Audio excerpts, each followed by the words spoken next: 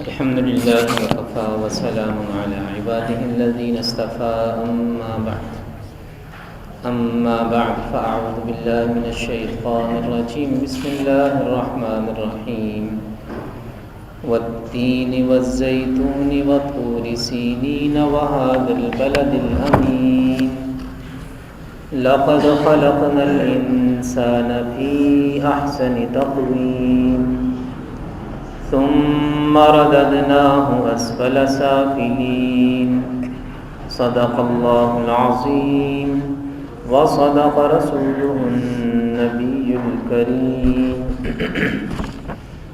اللهم صل على سيدنا محمد وعلى آل سيدنا محمد وأصحاب سيدنا محمد وبارك وسلم علیہ۔ 30ویں پارے کی سورۃ التین ہمارے سامنے ہے۔ تین عربی زبان میں انجیر کو کہا جاتا ہے۔ اس سورت میں انجیر، زیتون، کوہ طور اور شہر مکہ کی قسم کھائی گئی ہے۔ سب سے پہلے چونکہ انجیر کی قسم ہے، والتین قسم ہے انجیر کی، تو اس لیے اس سورت کا نام سورۃ التین ہے۔ مکی سورت ہے اور اس میں 8 آیات ہیں۔ اس سورت کا بنیادی تعلق بھی انسان کی جزا اور سزا کے ساتھ ہے۔ نیک اعمال کرنے والوں کے لیے کیا ہے اور برے اعمال والے اللہ کے نزدیک کیا حیثیت رکھتے ہیں، اس صورت میں بیان کیا گیا ہے۔ ارشاد باری تعالی ہے، والتین قسم ہے انجیر کی، والزیتون اور زیتون کی، وطور سینین اور طور سینین کی، وہذا البلد الامین اور اس امن والے شہر مکہ کی۔ انجیر کی قسم کھائی گئی، زیتون کی قسم کھائی گئی۔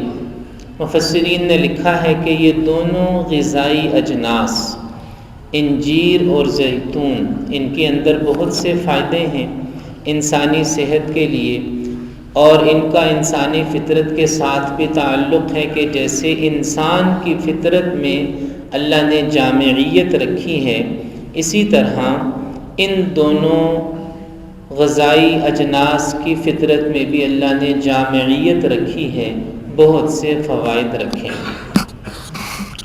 اور پھر جو طور سینین ہے، طور سینا یا طور سینین جسے کوہ طور کہا جاتا ہے، یہ وہ پہاڑ ہے جس پر حضرت موسیٰ علیہ السلام کو اللہ تعالیٰ نے شرف ہم کلامی بخشا تھا۔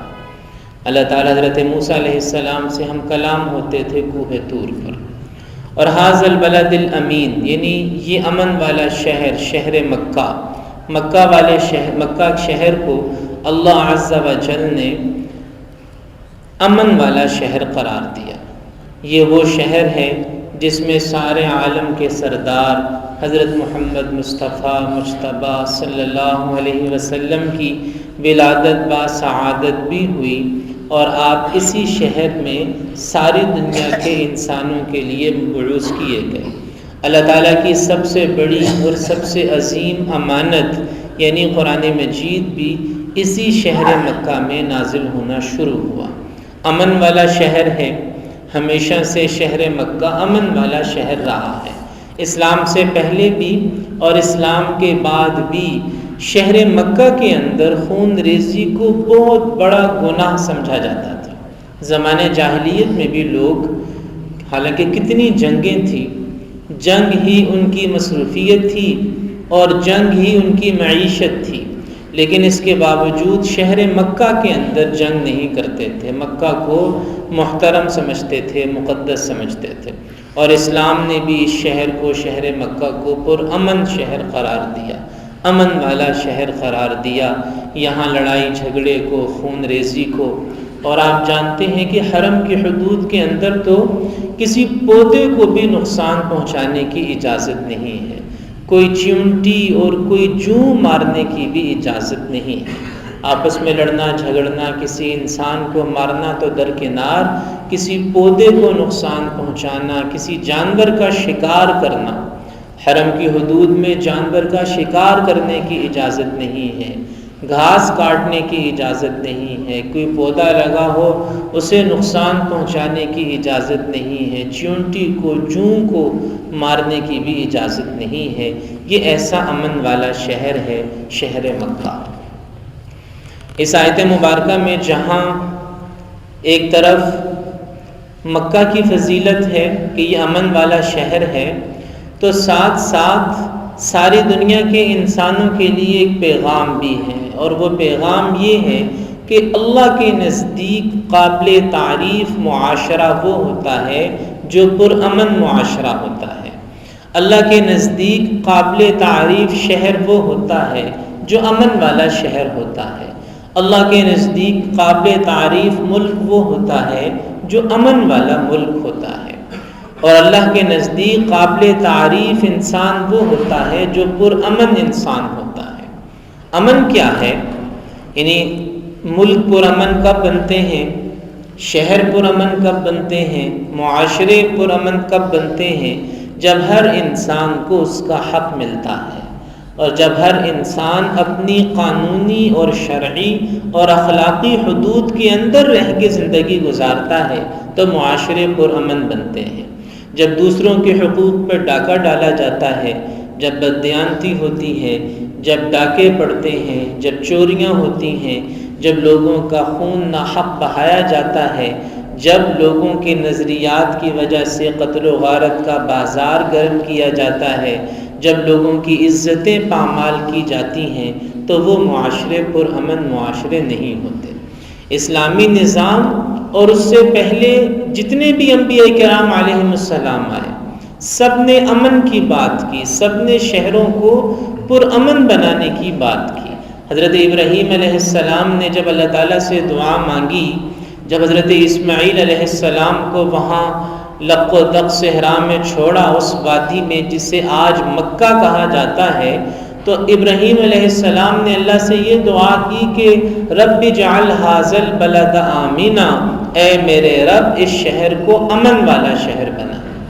ابراہیم علیہ السلام، پھر باقی نبی، پھر حضرت محمد مصطفیٰ صلی اللہ علیہ وسلم، ہر نبی کی محنت کا ایک بڑا اہم عنصر یہ تھا کہ معاشرے میں امن قائم ہو، ہر کوئی اپنی حدود کے اندر زندگی گزارے، کوئی کسی کے ساتھ دست درازی نہ کرے، کوئی کسی کا حق نہ مارے، اور کوئی کسی کی عزت یا کسی کے مال یا کسی کی جان کے ساتھ کھلواڑ نہ کرے۔ ہر دوسرے شخص کی عزت، اس کا جان، اس کی جان اور اس کا مال یہ محفوظ ہو، یہ تمام کے تمام انبیاء کرام علیہ السلام کی تعلیم تھی۔ حتیٰ کہ جو لوگ آپ کے مخالف ہیں، آپ کے عقیدے کے مخالف ہیں، آپ کے نظریے کے مخالف ہیں اور شدید مخالف ہیں، ان کے ساتھ بھی پرامن رہنے کا درس دیا گیا۔ آپ دیکھیے کہ میثاق مدینہ کیا ہے؟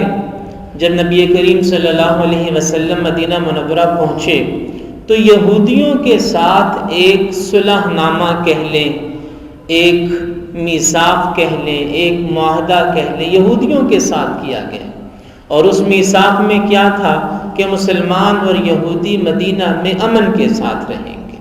یہودیوں کے ساتھ جو نبی پاک صلی اللہ علیہ وسلم کو اللہ کا رسول نہیں مانتے تھے، حضرت عیسیٰ علیہ السلام کو اللہ کا رسول نہیں مانتے تھے، یہودیوں کے ساتھ امن کا ایک معاہدہ کیا گیا کہ یہاں آپس میں ایک دوسرے کے ساتھ پرامن طریقے سے رہیں گے۔ صلح حدیبیہ کیا ہے؟ سن 6 ہجری میں صلح حدیبیہ کا معاہدہ ہوا، مشرکین مکہ کے ساتھ امن کا معاہدہ کیا گیا سن 6 ہجری میں۔ سن 1 ہجری میں یہودیوں کے ساتھ امن کا معاہدہ ہوا، پھر سن 6 ہجری میں مشرکین مکہ کے ساتھ امن کا ایک معاہدہ ہوا۔ مشرکین مکہ تو جانی دشمن تھے، 3-4 جنگیں لڑ چکے تھے، غزوہ بدر ہو چکا تھا، غزوہ احد ہو چکا تھا، غزوہ احزاب ہو چکا تھا، چھوٹے بڑے اور معرکے ہو چکے تھے، کئی بار وہ نبی پاک صلی اللہ علیہ وسلم کو شہید کرنے کی ناپاک کوشش اور سازش کر چکے تھے، لیکن سن 6 ہجری میں ان کے ساتھ بھی امن کا معاہدہ کیا گیا۔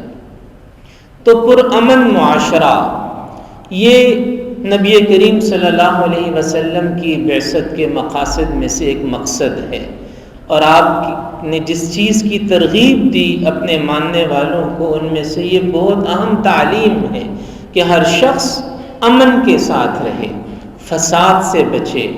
اللہ تعالیٰ قرآن مجید میں واضح فرماتے ہیں کہ اللہ فساد کرنے والوں کو پسند نہیں کرتا۔ تو ہر شخص اپنی حدود میں رہے، دوسرے کے حقوق کا خیال رکھے، کسی کے ساتھ دست درازی نہ کرے، جیسے اپنی عزت، اپنی جان اور اپنے مال کو محترم سمجھتا ہے، ایسے ہی دوسروں کی عزت، دوسروں کی جان اور دوسروں کے مال کو بھی محترم سمجھے۔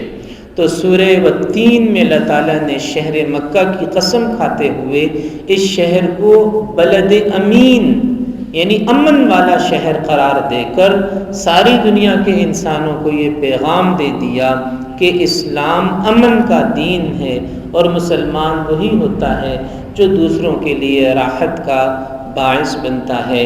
اللہ تعالیٰ ہمیں قرآن مجید کو سمجھ کر اس پر عمل کرنے کی توفیق عطا فرمائے۔